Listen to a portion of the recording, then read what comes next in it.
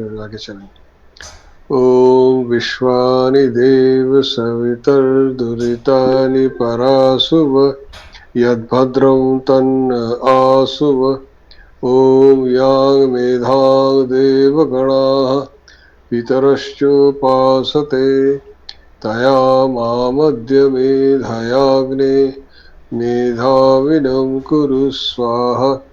ओम सहनाववतु सहनौ भुनक्तु सह वीर्यं करवावहै तेजस्विनावधीतमस्तु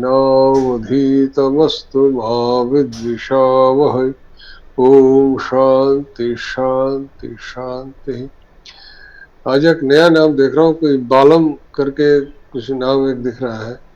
आप पहली बार जुड़े आचार्य हैं? जी आचार्य जी बालम जो है हमारे साथ दिल्ली के रामकृष्ण मिशन में यूथ फोरम में आते थे। पुराने रामकृष्ण मिशन के वॉलेंटियर हैं और युवक हैं। मैंने आज अपने स्टेटस पे लगा दिया है इसके बारे में कि जो भी जुड़ना चाहता है इसमें जुड़ सकता है। तो बालम जी जो है इस माध्यम से आज कक्षा में जुड़े हैं। चलिए ठीक है। तो ठीक है नमस्ते वो। सर। नमस्ते नमस्ते। आप दिल्ली में रहते हैं? हाँ जी सर, दिल्ली में। अच्छा अच्छा। और वहां से दिल्ली रामकृष्ण मिशन से जुड़े हुए हैं? ठीक हाँ है। जी सर, हाँ जी।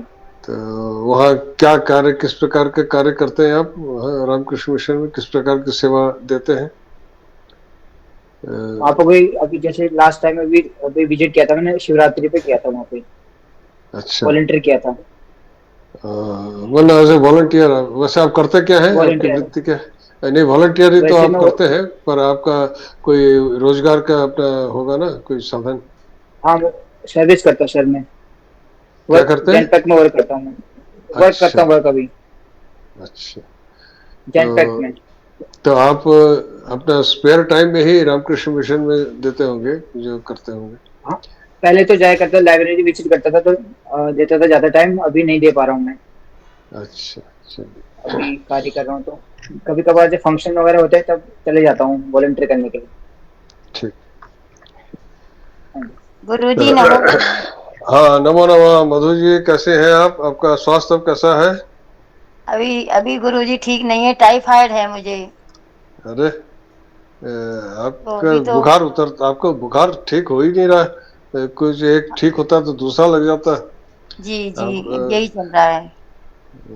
अभी चलिए बीच ठीक। में ठीक हो गया था, एलोपैथिक दवा ली थी, फिर हम्म, आराम मिल गया। फिर कल एक हफ्ते बाद फिर शुरू हो गया, फिर चेक कराया तो अभी 3 दिन पहले टाइफाइड निकला है। अच्छा। तब टाइफाइड का इलाज चल रहा है? जी टाइफाइड में तो रुक रुक के बुखार आता है, कभी बुखार ठीक हो जी, जाता है हाँ फिर आ हाँ, जाता है। ऐसे ही होता है। हाँ यही है, कभी 99, कभी 100, कभी 101, इस तरह से आता है। हम्म। चलिए आज हम लोग विश्व सहस्त्रनाम स्तोत्र की कक्षा में फिर से जुड़ रहे हैं। इसमें अब तक हम लोगों ने 69 श्लोक तक किया था, 69। अब 70वां श्लोक आज करेंगे। इसमें कोई कहीं से भी जुड़ सकता है, क्योंकि प्रत्येक श्लोक में विष्णु के अलग अलग नाम दिए गए हैं और प्रत्येक नाम की एक अलग से, प्रत्येक नाम का अलग अर्थ है। उसके हम इस कक्षा में प्रत्येक नाम की व्याख्या हम उसको समझने का प्रयास करते हैं। तो इसमें इस श्लोक में भी, इस श्लोक में 1 2 3 4 5 6 7 नाम है इसमें। इसमें इस श्लोक है महर्षि कपिलाचार्य कृतज्ञो वेदिनीपति त्रिपदस्त्रिदशाध्यक्षो महाशृंग कृतांतकृत। ये इस श्लोक में 7 नाम लिए गए हैं। सबसे पहला है महर्षि कपिलाचार्य। ये एक ही नाम है, कपिलाचार्य है नाम है मुख्य रूप से, महर्षि उसका विशेषण है। इसे विशेषण युक्त नाम है ये, इसलिए महर्षि कपिलाचार्य एक ही नाम है, अलग अलग नहीं। तो कपिलाचार्य, ये महर्षि शब्द कपिलाचार्य के विशेषण के रूप में प्रयुक्त हुआ है। तो इसको देखते हैं इसका क्या अर्थ है। पहले तो महर्षि शब्द को समझे। महर्षि शब्द का क्या अभिप्राय है? महर्षि में 2 शब्द हैं, महान और ऋषि। महान च असौ ऋषिश्च, इसमें कर्मधारय तत्पुरुष समास है। महान और ऋषि, महान है और ऋषि है। तो महान शब्द पर हम पहले कई बार चर्चा कर चुके हैं। महा पूजायाम धातु है, यह है भौतिकरण में पढ़ा गया है, मतलब पूजा की योग्य, तो उसी से महान शब्द बनता है। तो पूजा के योग्य मतलब जो जिसमें कुछ विशेषता होती है वही पूजा के सम्मान के योग्य होता है। तो वो वहाँ पर उसी अर्थ में महान शब्द यहाँ पर प्रयुक्त हुआ है, वह पूजायाम। तो इसमें महत शब्द बनता है, उस महत शब्द का पुल्लिंग में महान बनता है, स्त्रीलिंग करेंगे तो महती ऐसा बनता है। तो मूल शब्द बनता है महत, उसके बाद उसके पुल्लिंग में महान, स्त्रीलिंग में महती, इस प्रकार से रूप चलते हैं। तो यह ऋषि शब्द पुल्लिंग है तो महान शब्द उससे जुड़ा, तो महान से असो ऋषिश्च। अब ऋषि शब्द को समझे क्या है, ऋषि शब्द का क्या अर्थ, ऋषि में कौन सा धातु है। ऋषि एक धातु है, श में दीर्घ इकार की मात्रा, रि जो ऋकार और उसके बाद मूर्धन्य श, उसे दीर्घ इकार की मात्रा। ऋषि एक धातु, इसका अर्थ है गति, ऋषि गतौ। यह भी भौतिकरण में पढ़ा गया है, ये तुदादिगण में पढ़ा गया है, तुदादिगण में। तो इसका रूप बनता है ऋषति, ऋषति ऐसा रूप बनता है। इसका अर्थ होता है जाना चलना। अब इसमें कुछ एक प्रत्यय लगते हैं, ये जो प्रत्ययों का जो काम है वो है उस धातु को कुछ न कुछ अर्थ प्रदान करना है। तो एक इन प्रत्यय इसमें जुड़ करके ऋषि शब्द सिद्ध होता है। अब ये ऋषि शब्द का अर्थ जो किया गया है, इसमें एक यास्क ऋषि हुए हैं, यास्क जो कि आपने निरुक्त का नाम सुना होगा। निरुक्त एक शास्त्र है जो वेदांग में आता है, अर्थात वैदिक एक प्रकार से व्याकरण है। वो वेदों के शब्दों का अर्थ दिया गया है, वैदिक शब्दों का। एक वैदिक शब्दकोश है जिसका नाम, जिसको कहते हैं निघंटु। उन शब्दों की व्याख्या की थी यास्क ने। तो यास्क के द्वारा इन वैदिक शब्दों का अर्थ किया गया है। तो उन्होंने इस ऋषि शब्द का अर्थ किया है मंत्र दृष्टा। ऋषि दर्शनात्, निरुक्त का यह सूत्र है, ऋषि दर्शनात्, अर्थात जिसने मंत्र को देखा है। ऋषय मंत्र दर्शना इति इति, यह यास्क का वचन है। ऋषि, उन्होंने उसको कहा जिसने मंत्र को देखा है। तो मंत्र दृष्टा को ही ऋषि नाम से पुकारा गया। यद्यपि ऋषि, मैंने देखा कि ऋषि की व्युत्पत्ति, ऋषि एक गत्यर्थक धातु से इसका निष्पन्न होता है, परंतु उस प्रत्यय के आने से उसके अर्थ बदल जाता है और वो मंत्र दृष्टा के रूप में अर्थ में इसका प्रयोग होता है। वेदों में ऋषि शब्द का इस अर्थ में प्रयोग हुआ है। तो मंत्र दृष्टा का अभिप्राय क्या है? वेदों में जो मंत्र हैं वह किसी कवि की रचना नहीं है, वो मंत्रों को मंत्र की उपलब्धि की गई है। उन मंत्रों को उन्होंने देखा है। दृष्टा का मतलब देखना। तो हमारे यहाँ जो दर्शन शास्त्र कहा जाता है उसका यही अभिप्राय है।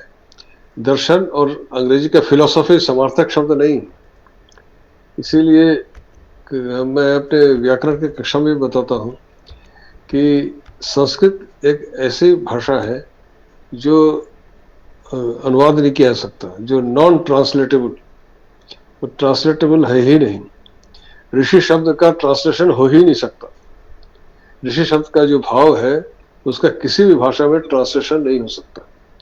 उसके भाव को उसी के मूल जो धातु है और उसके जो अर्थ दिया गया है उसके आधार पर उसको समझना होता है।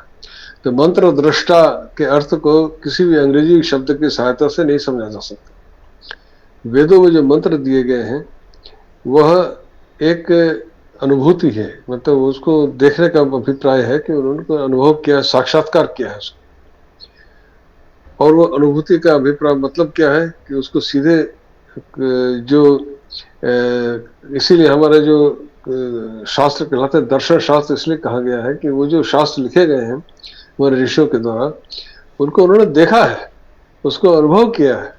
वो केवल उनकी बुद्धि के द्वारा बुद्धि की परिचालना से निकली हुई कोई बात नहीं। पश्चिम जगत में जो फिलोसफी है उसमें लोग अपने चिंतन से, अपने बुद्धि वृत्ति के द्वारा कुछ न कुछ तत्व निर्धारित करते हैं, उसको लिखते हैं। वो उनकी बुद्धि से उत्पन्न चीज है। पर यह दर्शन जो है यह बुद्धि से उत्पन्न चीज नहीं है जो किसी कवि ने कविता लिख दी, ऐसा नहीं।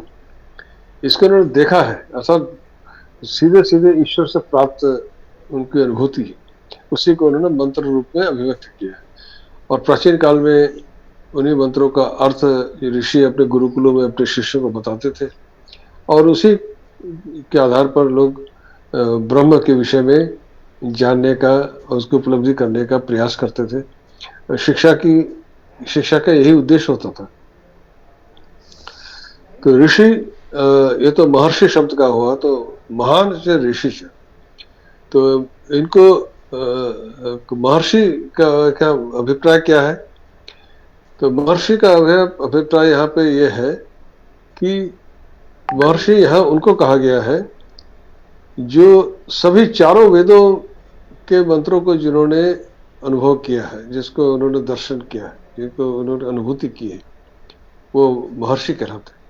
बाकी जिन्होंने वेद के किसी अंग का, किसी अंश मात्र का दर्शन किया है, वो केवल ऋषि है। और जिन्होंने समस्त वेदों को ही जाना है वो महर्षि कहलाते हैं। तो कपिल को महर्षि कहा गया, कपिल मुनि, कपिल को महर्षि कहा गया क्योंकि वो सभी चारों वेदों के ज्ञाता थे। चारों वेदों को उन्होंने अनुभूत किया था, उपलब्धि की थी चारों वेदों के मंत्रों की। और दूसरी चीज ये भी है कि कपिल शब्द की भी व्युत्पत्ति होती है उसमें भी, पर उसमें वो थोड़ा कठिन है, उसमें जाने की आवश्यकता नहीं। वो उनका नाम है, नाम कपिल मुनि उनको इसीलिए दिया गया था। दूसरी चीज है वो सांख्य दर्शन के प्रणेता थे। सांख्य तत्व, सांख्य जो षड दर्शन में आता है, 6 दर्शन है हमारे, उसमें सांख्य, योग, न्याय, वैशेषिक, पूर्व मीमांसा, उत्तर मीमांसा, 6 दर्शन है, उसमें सांख्य सबसे पहला है। तो कपिल मुनि ही सांख्य दर्शन के प्रणेता थे, इसलिए उनको आचार्य कहा गया। जो आचार्य शब्द है उसके बाद है कपिलाचार्य है, महर्षि कपिलाचार्य है। ये चारों वेदों के ज्ञाता तो थे ही, उसके अतिरिक्त दोनों सांख्य दर्शन के प्रणेता थे। और आचार्य यह गुरु अर्थ में प्रयुक्त है, उसको लोगों को सिखाते थे। उसको अपना जो दर्शन उन्होंने सांख्य दर्शन का प्रतिपादन किया था उसको लोगों को, शिष्यों को सिखाते थे, इसलिए आचार्य। गुरु शब्द, आचार्य का अर्थ यहाँ गुरु से है। आचार्य शब्द कैसे बनता है? एक चर धातु है। चर धातु आपका जो है ये गति भक्षण, गति, गत्यर्थक धातु ये भी है। और यह भौतिक घर में पढ़ा गया है, चरत ऐसा रूप बनता है। तो चरने का अभिप्राय क्या है? आप जानते हैं, हम लोग में इस शब्द का प्रयोग करते हैं, गाय चर रही है कहते हैं ना। तो गाय का चरना क्या होता है? गति भक्षण इसका अर्थ है। गाय जब घास चलते हुए घास खाती है उसको चरना कहते हैं। जब खड़े होकर के नाद में आपने चारा दे रखा है उसको खा रही है, उसको चरना नहीं कहते। गाय जब चलते हुए घास खा रही होती है उसी को चरना कहते हैं। अर्थात गति भी उसमें युक्त है, खाने के साथ साथ गति उसमें युक्त है। तो यह चर धातु का अर्थ है। पर अर्थ उसमें जब आंग उपसर्ग लगाते हैं, उसके पहले जो आ शब्द आया है वह उपसर्ग है, तो उपसर्ग से धातु का अर्थ बदल जाता है। तो आ उपसर्ग लग करके जब ये चर धातु से आचार्य शब्द बनता है तो वह गुरु अर्थ में होता है, तो आचार्य शब्द है। तो और इसी से आचरण इत्यादि शब्द भी बनते हैं कि किस प्रकार से जीवन में आचरण करना है, चलना फिरना इत्यादि, ये सब। तो बहुत से शब्द बनते हैं चर धातु से, इसमें आचार्य भी एक है जिसका अर्थ गुरु है। तो महर्षि कपिलाचार्य है। तो ये और भगवान क्या कह रहे हैं कि जितने ये महर्षि हैं जो चारों वेदों के ज्ञाता है, उनमें मैं कपिल हूँ। गीता में भी भगवान कहते हैं सिद्धानाम कपिलो मुनि ही। आप लोगों ने गीता पढ़ी है। गीता के 10वें अध्याय का 26वां श्लोक है, उसमें जाकर देखिए भगवान कह रहे हैं सिद्धानाम कपिलो मुनि। तो वहाँ पर भगवान कृष्ण कह रहे हैं कि सिद्धों में मैं कपिल मुनि। तो यह इसी से यह दिखता है कि भगवान विष्णु कह रहे हैं कि वही महर्षियों में मैं कपिल हूँ। वो वही अभिप्राय गीता में भगवान कृष्ण ने व्यक्त किया है सिद्धानाम कपिल मुनि कहकर। तो यहाँ से आपको उस गीता के उस गीता में जो भगवान ने कहा है सिद्धानाम कपिल मुनि, उसका अर्थ अब आपको समझ में आ रहा होगा। उसके अगला शब्द है कृतज्ञ। कृत, इसमें भी दो शब्द है, दो धातुओं से मिलकर के बना है। एक तो कृ धातु है डुक्रिय करणे, जिससे करोति आप लिखते हैं, करोति मतलब करना, किसी कार्य को करना। और दूसरा शब्द है ज्या धातु से, ज्या मतलब जाना थी, किसी चीज को ज्या अवगमन है। इन दो शब्दों से मिलकर कृतज्ञ बना है। तो कृत में तब प्रत्यय, कृत का मतलब जो किया हुआ, और उसमें जब ज्या धातु से मिलाकर जब समास करते हैं तो कृतज्ञ शब्द बनता है। उसका अर्थ होता है कृतम जानाति इति कृतज्ञ, जो काम किया गया उसको जानने वाला। अब हम लोक में भी देखते हैं, हम यहाँ पे कृतज्ञता शब्द का व्यवहार करते हैं ना, जिसको हम अंग्रेजी में ग्रेटिट्यूड समझते हैं, पर कृतज्ञता का मतलब वो ग्रेटिट्यूड नहीं। अब यही मैं कह रहा हूं कि जो संस्कृत के शब्द ट्रांसलेटेबल नहीं। कृतज्ञ का मतलब यह है कि जो किया गया है उसको भूलना नहीं, उसको याद रखना। ज्या मन अवगमन है, वो हमेशा याद रखता है। तो अकृतज्ञ शब्द का मतलब क्या होता है कि किसी ने कुछ किया उसको भूल जाना। आपके प्रति, आपके साथ किसी ने कुछ, एक तो कृतज्ञता अकृतज्ञता का हम प्रयोग अपने लोक में भाषा में किस प्रकार से करते हैं कि आपने किसी के लिए कुछ किया और उस आपके किए हुए को भूल गया, अर्थात उसको उसे याद नहीं रखा, तो वो अकृतज्ञ है। और यदि वो याद रखता है, ऐसा नहीं कि वो आपके प्रतिदान में आपके लिए कुछ करे, केवल याद रखता है, तो कृतज्ञ है। वो हमेशा याद रखता है कि आपने उसका कुछ उपकार किया, आपके कुछ किया, उसका उसको याद है। तो भगवान ने इसे समस्त सृष्टि की रचना की है, वो उनको समस्त कुछ उनको याद है। जैसे एक चिड़िया अपने घोंसले में अंडे देती है, पर वो अपना भोजन की तलाश में उड़ती है, चाहे जितने दूर उड़ के जाए वापस घोंसले में आते, क्योंकि उसे याद है उसके घोंसले में उसके अंडे रखे, अपने अंडों को वो कभी भूलती नहीं। वैसे ही भगवान अपने सृष्टि जगत को कभी भूलते नहीं। कृतज्ञ का यही अभिप्राय, उनको समस्त सृष्टि जगत के प्रति जिस प्रकार से एक चिड़िया चाहे जितनी दूर चली जाए उसका अपने अंडों का ध्यान रहता है, वैसे भगवान ने सृष्टि जगत का सदा सर्वदा उनको इसका ध्यान रहता है कि उसको किस प्रकार से ये जो संसार चक्र चल रहा है उसमें उनका ध्यान सदा सर्वदा लगा हुआ है, कभी भी उससे उनका ध्यान हटता नहीं। हम किसी कोई चीज पढ़ रहे होते हैं या कुछ बोल रहे होते हैं, ध्यान कभी हट जाता है उससे, तो जिस जो काम कर रहे हैं उसमें से ध्यान हट जाए तो काम तो गड़बड़ हो जाएगा। तो भगवान का, तो यह जो समस्त सृष्टि में जो भगवान का ध्यान अगर हट गया तो सृष्टि तो गड़बड़ हो जाएगी। तो भगवान का ध्यान कभी भी उससे हटता नहीं। तो कृतज्ञ का यही अभिप्राय है कि जो उन्होंने किया, सृष्टि जगत रूप जो सृष्टि की है उसको वो सदा सर्वदा उसको जानते हैं, अर्थात उसको याद रखते हैं। अब अगला है मेदिनी पति। महर्षि कपिलाचार्य कृतज्ञ मेदिनी पति। मेदिनी पति, मेदिनी पति शब्द का भी व्युत्पत्ति समझ ले। मेदिन्याः भूम्याः पते है मेदिनी पति। मेदिनी पृथ्वी को कहते हैं, भूमि पृथ्वी को कहते हैं। मेदिनी शब्द पृथ्वी के लिए मेदिनी शब्द कैसे बना? यिमिदा एक धातु है, आगे में ये है, ये चवर्ग वाला यह है ना, उसमें छोटी इकार की मात्रा ये मिदा। स्नेह, यिमिदा स्नेह, स्नेह अर्थ में है। तो स्नेह का मतलब होता है सिक्त, मतलब जो आर्द्रता।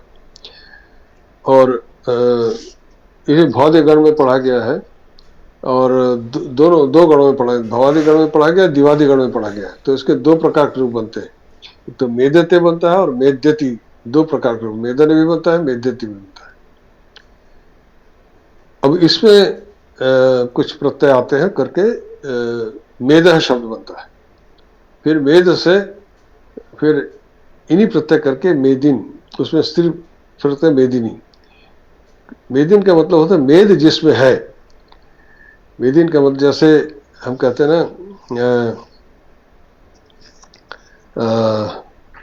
ये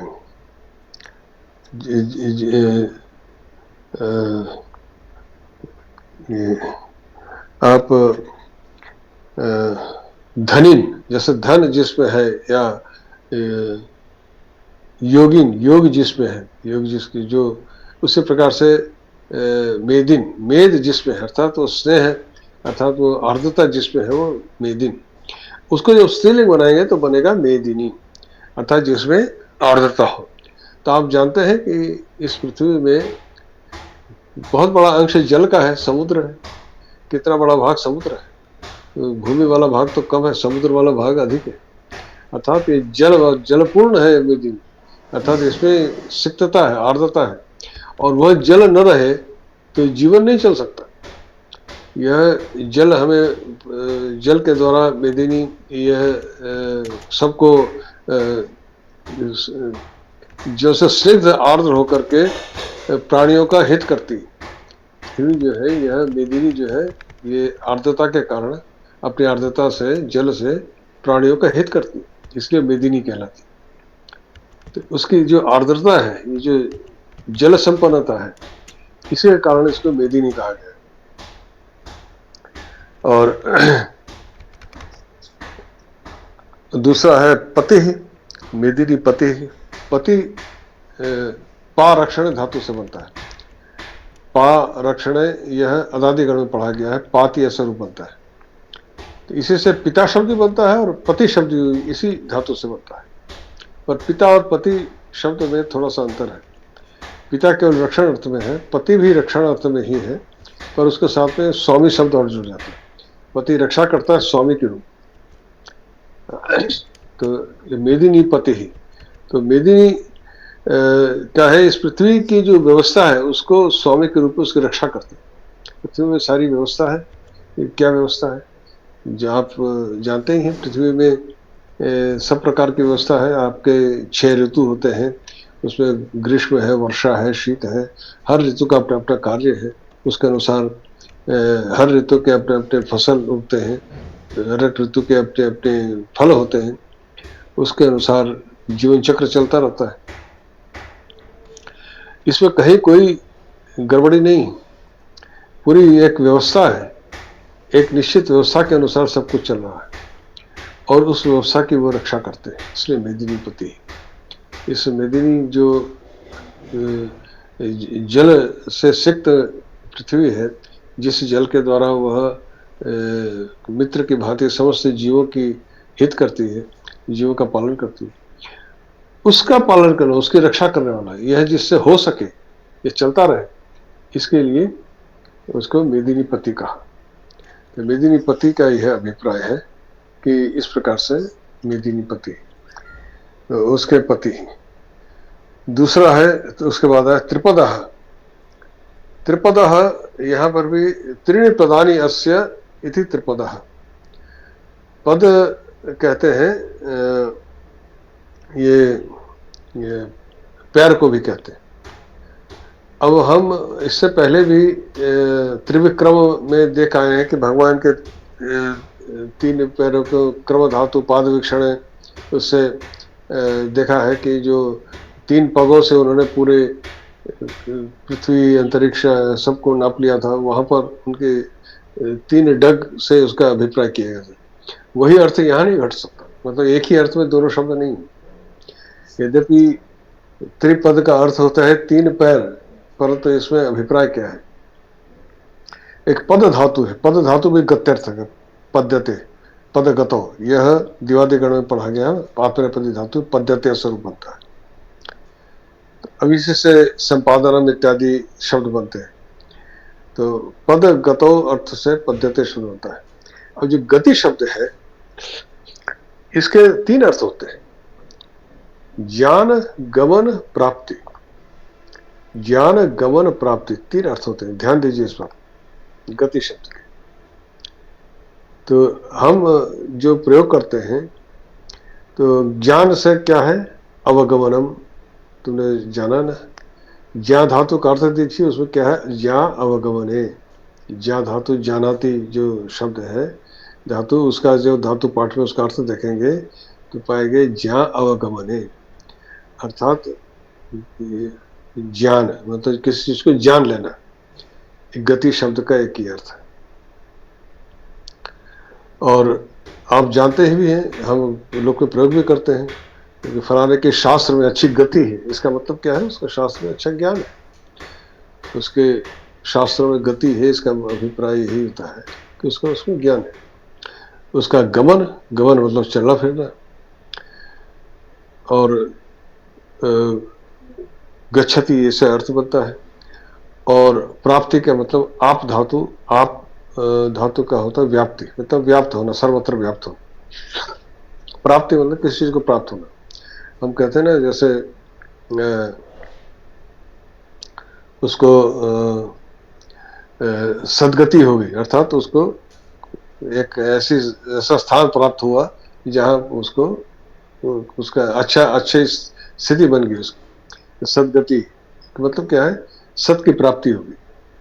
तो इसी प्रकार से ये हम कहते दिवंगत, वो स्वर्ग की प्राप्ति होगी। तो ये एक गति शब्द की प्राप्ति अर्थ में भी होता है। तो यहाँ पे ये 3 शब्द भगवान पर किस प्रकार घट रहे हैं, जहाँ अवगमने अर्थात समस्त सृष्टि जगत की सब कुछ वो जानते हैं, उसे छिपा हुआ कुछ भी नहीं, ऐसा कुछ भी नहीं है जो उसे छिपा हुआ है, और उससे कुछ भी छिपता नहीं। हम कहते हैं भगवान सब देख रहा है, उससे कुछ छिपा हुआ नहीं, ये अभिप्राय है प्रथम। दूसरा, गम धातु गच्छति, उनकी गति सर्वत्र है, मतलब वो सर्वत्र उनकी गति है, मतलब वो सब जगह पहुंच सकते हैं। कोई ऐसा स्थान नहीं है जहां वो पहुंच न सकते, जहां वो पहुंचे हुए न हो। भगवान सर्वत्र पहुंचे हुए हैं, ये दूसरा गति शब्द का अर्थ है। तीसरा प्राप्ति, प्राप्ति का अर्थ है कि उनको सब कुछ, उन्हें क्या है, उनको प्राप्त हो, उनको कुछ और कुछ प्राप्त करने की आवश्यकता नहीं, वो आप्त है, मतलब उनको सब कुछ उन्हें प्राप्त है। हम तो किसी चीज को प्राप्त करने के लिए प्रयास करते हैं कि हमें प्राप्त हो जाए, जो हमारे पास नहीं है उसी को हम प्राप्त करने का प्रयास करते हैं। तो ऐसी क्या कौन सी वस्तु है जो उनके पास नहीं है जिसको प्रप्त करेंगे, तो वो सब कुछ उन्हीं का है, तो वह प्राप्ति अर्थ तीसरा है। तो इन 3 अर्थों में श्री त्रिपदा कहा गया है कि सब कुछ जानते हैं, सर्वत्र उनकी गति है, सब कुछ उनको प्राप्त है। ये 3 अर्थों में श्री त्रिपदा है, उनको कहा गया। तो उनको इनके ज्ञान जमन और प्राप्ति से संपूर्ण जगत में उनकी स्थिति है, इसलिए उनको त्रिपद कहा। इसको संक्षेप में किस बार कहेंगे, ज्ञान गमन और प्राप्ति से संपूर्ण जगत में उनकी स्थिति है, इसलिए उनको त्रिपद कहा। तो अब इस प्रकार से ये हमने अभी समझा। अब यह फिर अगला होता है त्रिपद त्रिदशाध्यक्ष, त्रिदशाध्यक्ष। यहाँ पर भी कुछ धातु त्रिशब्द यहाँ भी आया। त्रिशब्द का मतलब है 3। अब त्रिशब्द की भी अपनी व्युत्पत्ति है, उसमें जाने की आवश्यकता नहीं है। आप त्रिशब्द का मतलब आप जानते हैं, त्रि का मतलब होता है 3, 3। ये दश और अध्यक्ष 2 और शब्द इसमें आए। दशाध्यक्ष, त्रिदशा मतलब 3 दशाएं। तो दश शब्द कैसे बना, ये दंश दशने एक धातु है, मतलब जिसे दांतों से डसना, जैसे सांप डसता है ना दांतों से डसना, वह दंश दशने। तो इसी से दश शब्द व्युत्पन्न होता है और उसका स्त्रीलिंग में बनता है दशा। तो इसमें डसने से इसका दशा का क्या अभिप्राय है। देखिए, जो दशा होती है वह आदमी उसमें पकड़ में आ जाता है। जैसे आप जानते हैं ना, सांप जब किसी को पकड़ लेता है तो दांतों से, फिर वो उससे छूट नहीं सकता। उसके दांत ऐसे अंदर के ओर मुड़े होते हैं कि अगर उसने एक बार पकड़ लिया तो उससे कोई छूट नहीं सकता। वो जो दशा है, तो उस दशा में जो होता है उस दशा में रहता है, उसमें अपने तो यहाँ पे दशा से क्या अर्थ है, क्या अभिप्राय है? हमारी दशाएं तो बदलती रहती, तो वो परंतु जब जिस दशा में होते हैं हम उसी को सत्य समझते हैं, उसी में पड़े रहते हैं, उसी को, वही हमारे लिए सत्य होता है। तो यहाँ पर ये तीन दशाएं क्या है, तो यहाँ पर क्या है, ये पहले तो ये तीन दशाएं समझेंगे, उसके बाद अध्यक्ष शब्द को समझेंगे। ये तीन दशाएं क्या है? वो तीन दशाएं हैं हमारे जो गुण के आवेश से, जो तीन गुण है ना, सत्य रजस तम, इन तीन गुणों के आवेश से जागृत स्वप्न सुषुप्ति, ये तीन दशाएं हमें प्राप्त होती है। जागृत स्वप्न सुषुप्ति, इन्हीं को त्रिदशा कहा गया है। तीन दशाएं हैं। जब हम जगे रहते हैं तब हमें ये सब कुछ सत्य मालूम होता है, पर जब हम सो रहे होते, स्वप्न देख रहे होते, तो वो सपने में सब कुछ हमें सत्य मालूम देता है। वही उस समय हमें ये नहीं लगता कि ये सब झूठ है। जब उस जग गए तब लगता है कि अरे ये तो सपना देख रहे थे, पर जब तक सो रहे सपना देख रहे तब तक वही सब कुछ हमारे सामने सत्य होता है, पूर्णतः सत्य होता है। उसका हमारे शरीर में प्रतिक्रिया भी होती है। अगर देख रहे हैं कि कोई शेर आक्रमण करने तो डर भी लगता है, लोग हंसते भी होते हैं, रोते, सपने में रोते भी हैं, हंसते भी हैं। सारी प्रकार की शारीरिक प्रक्रिया होती हैं, क्योंकि वो जो सपने में जो कुछ देखते हैं वो हमारे लिए बिल्कुल सत्य होता है। और सुषुप्ति वो है जब सपना भी नहीं देखते, वह एक ऐसी स्थिति में चला जाता है जब उसके सारी इंद्रियां पूरी तरह से शांत हो जाती और वो एक आनंद की अनुभूति होती। बहुत गहरी नींद से जब आदमी जागता है तो एक आनंद की होती है, वो आप कहते हैं बहुत अच्छी नींद आई, बड़ी मीठी नींद आई, ऐसा आपको एक अनुभूति होती है, एक आनंद। तो उस आनंद से ये तैत्तिरीय उपनिषद में इसका सब वर्णन किया गया है, इन दशाओं का क्या है।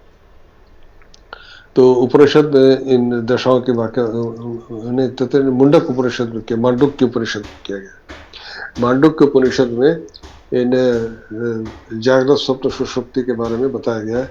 एक चतुर्थ, उसको तुरीय दशा कहते हैं, पर वो तुरीय है जब इन तीनों से बाहर निकल जाते हैं, वो उसको तुरीय कहते हैं। पर यहाँ उस तुरीय से मतलब नहीं, यह त्रिदशा मतलब जीव जिन तीन दशाओं में आता जाता रहता है।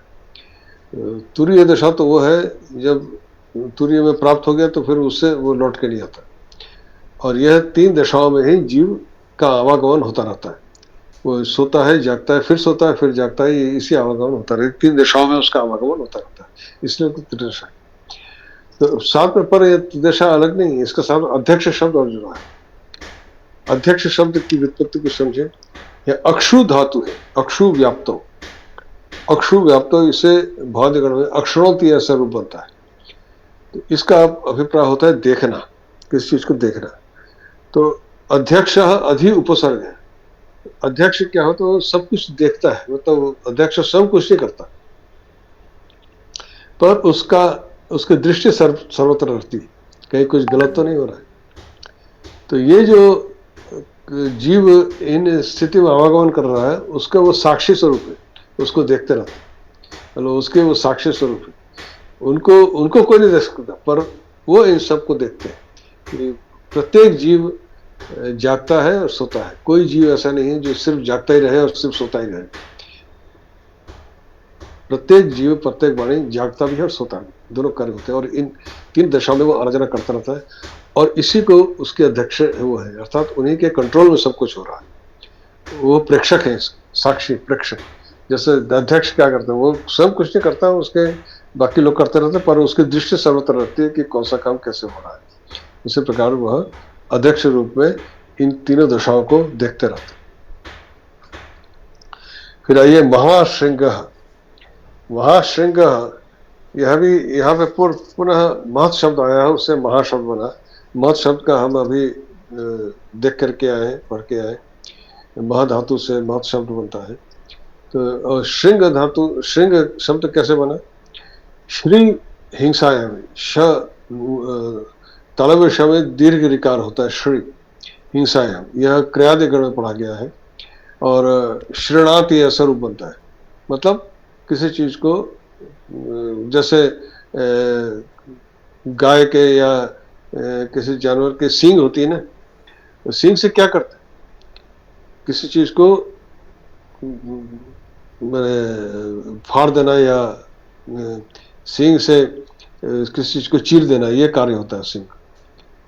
तो सिंह, इससे हिंसायाम इस अर्थ में श्री धातु से सिंह शब्द बनता है, पर यहां महासिंह क्यों कहा? हमारे पुराणों में जो वर्णन आता है कि मनु एक बार स्नान कर रहे थे, तो उनको उनके हाथ में चुल्लू में एक मछली आ गई छोटी सी, तो मछली को घर में ला करके उन्होंने एक बर्तन में रख दिया।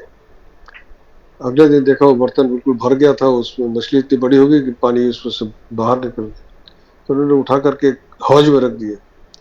अगले दिन वो हौज भी पूरा भर गया, तो मछली इतनी बड़ी होगी, हौज में रख दिया। तब उनको समझ में आया कि सामान्य मछली नहीं, उन्होंने उसको ले जा करके नदी में छोड़ दी। तब वो मछली ने उससे कहा कि मैं अब समुद्र में जा रहा हूँ, तुम एक नौका बनाओ और उस नौका में तुम सभी जीवों का एक एक जोड़ा रखो और जितने वनस्पति हैं उनके बीज रखो, उनको इकट्ठा करके उस नाव में रखो, और इस पर जल प्लावन होगा, क्योंकि जब वो उनका शरीर इस तरह से बढ़ रहा है कि वो बढ़ता रहेगा समुद्र में जाकर के, समुद्र का जल भूमि पर आ जाएगा और सब कुछ बहने लगेगा, तब तुम्हारा यह नौका भी ऊपर तैरने लगेगी। तब तुम्हें मेरी सींग दिखाई देगी, मेरी सींग दिखाई देगी, तुम ला करके अपनी नौका को उससे बांध देना, तो तुम बचे रहोगे। इसीलिए उनको महासिंह कहा कि महासिंह मत्स्य के रूप में जो भगवान ने मत्स्य रूप होकर अपने महासिंह से नाव बांधकर प्रलय समुद्र में क्रीड़ा की थी, इसलिए उनको महासिंह कहा। अपने सिंह में उन्होंने उस नाव को, मनुष्य का अपने नाव को बांध देना जिससे कि तुम बचे रहोगे, जिसे महासिंह इसलिए कहा गया। तो यह उन्होंने प्रलय काल में उन्होंने वो लीला की थी, इसलिए महासिंह कहा गया। फिर आइए अगला है अंतिम इस श्लोक में है कृतांत कृत। इसमें भी 3 शब्द हैं। कृत शब्द 2 बार आया है, कृत अंत फिर कृत, पर यहाँ पे दोनों ही कृत के अर्थ अलग अलग हैं।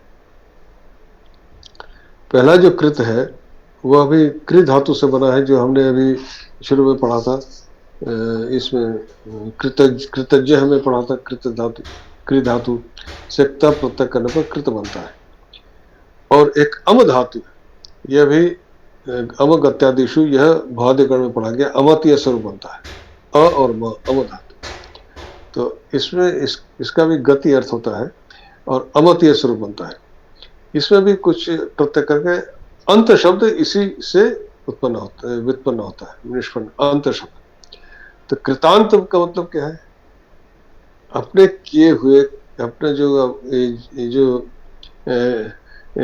कृतस्य अंतम, मतलब जो इन जगत संसार की सृष्टि किया उसका अंत करना, संहार करना, संहार करने, कृतस्य अंतम करोति इति कृतांत कृत।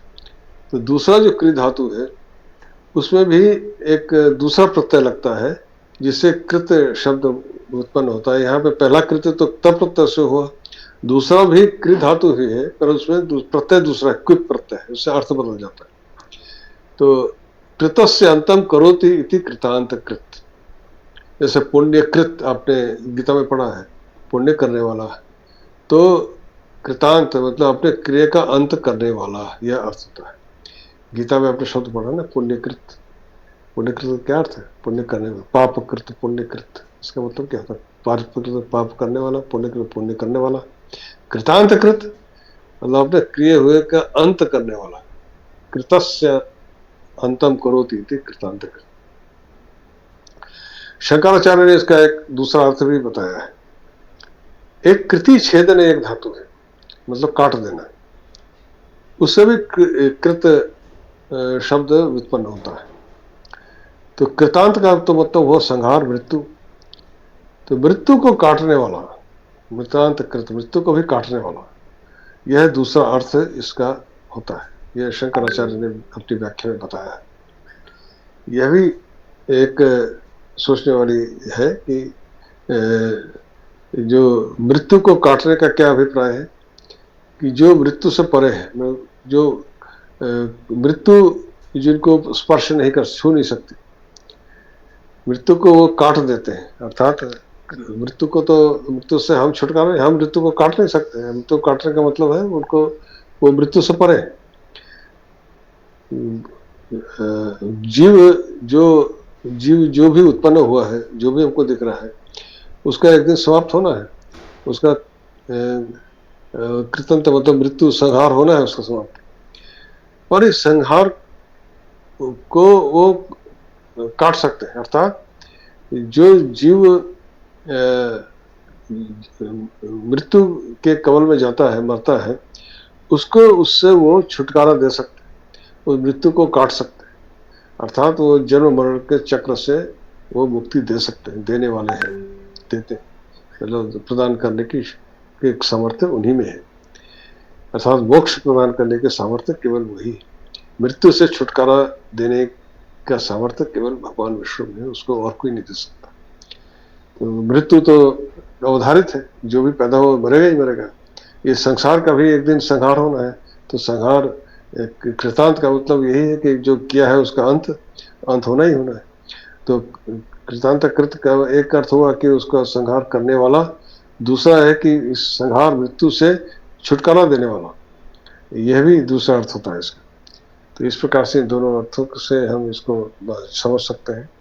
ये दोनों प्रकार के अर्थ इसमें घटते हैं, और इसीलिए उनको कृतांत कृत कहा गया है कि वो समस्त संसार संहार करते हैं और जीव को, मनुष्य, इसमें दूसरे जीव नहीं, केवल मनुष्य ही इसका अधिकारी होता है। मनुष्य, देवताओं को भी मोक्ष प्राप्त नहीं हो सकता जब तक वो मनुष्य योनि में आवे।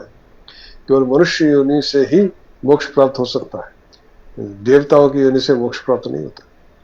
ये मनुष्य योनि का ही एक पात्र, यह समझ लीजिए प्रिविलेज है कि मनुष्य योनि को ही यह प्राप्त है कि वह मोक्ष का अधिकारी बन सकता है। तो अगर देवता को मोक्ष चाहिए तो उसे मनुष्य योनि में आना पड़ेगा। तो उसके लिए वह मोक्ष केवल वही दे सकते हैं, इसलिए उनको कृतांत कृत कहा। और संपूर्ण जगत का संहार भी केवल वही कर सकते हैं, इसलिए भी उनको कृतांत कृत कहा। चलिए आज इतना ही, और इसके बाद हम अगले, हाँ जायसवाल जी कुछ पूछ रहे हैं आप? प्रणाम सर। हाँ सर, इसमें जो शिव जी की एक पूजा है ना सर, उसमें श्रृंगी भृंगी ये वाला एक होता है, तो वहां पर भी श्रृंगी का मतलब ये सिंह ही है शिव जी का स्तोत्र में? हाँ, स्तोत्र हमको ठीक से याद नहीं है सर, लेकिन वो याद आ रहा है श्रृंगी भृंगी कुछ है ऐसा उसमें। नहीं, वो दूसरा अर्थ में, वो इसके लिए नहीं। श्रृंगी भृंगी उनके जो शिवगण में है, शिव का जो वाहन है उसका नाम है भृंगी। तो जो उनका बैल है, जो सांड है, वो है, तो उसके दो सिंह हैं। अच्छा। श्रृंगी भृंगी दो इसलिए, तो वो नाम है उनके, तो वो इससे मतलब नहीं है उसका जी। तो श्रृंग का अर्थ सिंह तो होता ही है, ये तो मैंने बताया, पर वहां वो सिंह अर्थ में ही है, ये मत्स्य रूप में नहीं है। पर यहाँ जो महासिंह कहा गया है, यह उस अर्थ में है कि भगवान विष्णु ने जब प्रलय के समय, जो मैंने आपको एक पौराणिक कथा बताई कि जब प्रलय में किस प्रकार से हुआ था कि वो मछली के रूप में आए, मनु के हाथ में आ गए, उन्होंने जाकर के घर में ले जाकर उसको रखा। फिर जो मछली इतनी बड़ी हो गई कि हौज में भी नहीं हटी, तो उसको लेकर फिर नदी में डाल दिए। तब वो मछली ने कहा कि अब ये मैं प्रलय करने के लिए आया हूँ। मछली का शरीर इतना बढ़ गया कि समुद्र का जल पूरा पृथ्वी के ऊपर, उसमें बाढ़ आ गई पृथ्वी के ऊपर। तो और तब सब कुछ डूब जाता। तो सृष्टि को बचाने के लिए उन्होंने मनु से कहा कि तुम एक नाव तैयार करो। उसमें ये कथा क्रिश्चियनिटी में भी है, वहाँ भी इस प्रकार से है कि कुछ नाव, उसमें भी कुछ कथा है, मुझे ठीक से पता नहीं, पर बाइबल में भी कुछ इस प्रकार की स्टोरी आती है। तो उसमें उन्होंने कहा कि मेरी सीम तुम्हें दिखाई देगी, उसमें अपनी नाव को बांध लेना, जिससे तुम बहोगे नहीं, एक जगह रहोगे और बच जाओगे। फिर जब जल उतरेगा तब तुम पुनः से सृष्टि आरंभ करना। तो इस प्रकार से एक बार सृष्टि समाप्त होती है, फिर पुनः सृष्टि आरंभ होती है। और सर यह हाँ, जी, और क्या पूछ सर रहे हैं? क्या निरुक्त को ऐसा कह सकते हैं कि वो एक डिक्शनरी है वेदों की? हाँ, हाँ, एक तरह से कह सकते हैं। निरुक्त वेदों की डिक्शनरी नहीं है, वो एक तरह से डिक्शनरी जो है वो उसको कहते हैं निघंटु। उसमें वह शब्दकोश है, और निघंटु के शब्दों की व्याख्या है निरुक्त। निरुक्त में बताया गया है कि निरुक्त एक तरह से वैदिक व्याकरण है, जी, वेदों का व्याकरण है, वेदों के शब्दों का व्युत्पत्ति कैसे होती है ये बताया गया है। तो निरुक्तकार जो यास्क हैं, उन्होंने शब्दों की व्याख्या करते हुए बताया कि किस शब्द में कौन सा धातु है और उसमें कौन सा प्रत्यय है, कैसे शब्द बना और इससे इसका क्या अर्थ होता है, और वेद में उसका क्या अर्थ माना गया है, ये उसको बताया है। तो निघंटु तो शब्द दे दिए, और उन शब्दों का अर्थ इन्होंने बताया, यास्क ने बताया जी। निरुक्त में। सर यास्क जी ने निघंट इस शब्द का चुनाव क्यों किया होगा भला? निरुक्त नहीं नहीं, निरुक्त नाम दिया गया है। यास्क उस ऋषि हैं जो निरुक्त शब्द की व्युत्पत्ति में जाने की आवश्यकता नहीं है। अब बहुत ज्यादा उलझिए नहीं, जी, निरुक्त का मतलब जान लीजिए, इतना पर्याप्त है। यास्क ऋषि हैं जिन्होंने निरुक्त का प्रतिपादन किया था। जैसे व्याकरण एक शास्त्र है, तो व्याकरण जो 6 उपांग है वेदों के, वो है छंद, कल्प,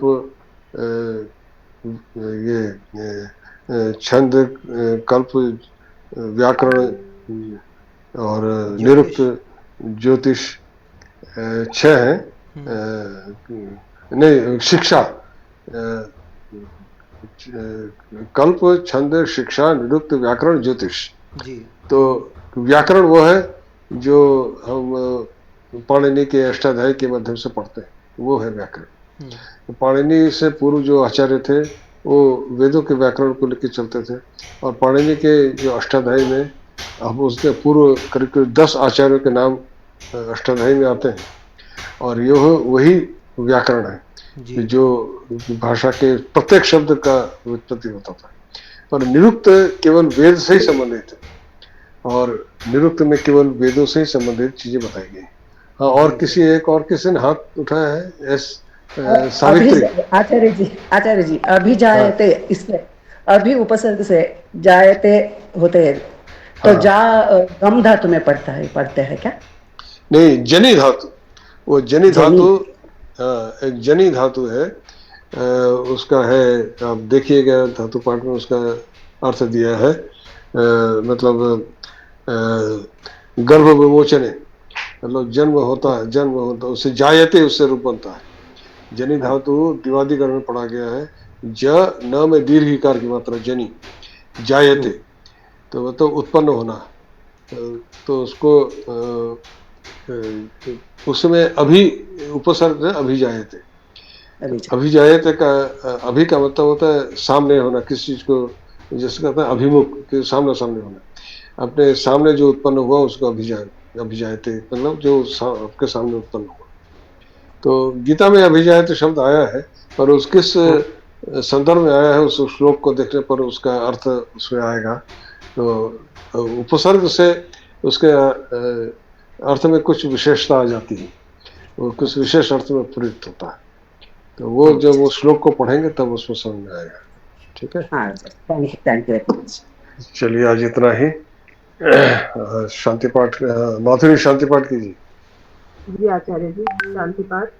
ओम द्यौः शान्तिरन्तरिक्षगुं शान्तिः, पृथिवी शान्तिरापः शान्तिरोषधयः शान्तिः, वनस्पतयः शान्तिर्विश्वे देवाः शान्तिर्ब्रह्म शान्तिः, सर्वगुण शान्तिः शान्तिरेव शान्तिः, कामा शान्तिरेहि।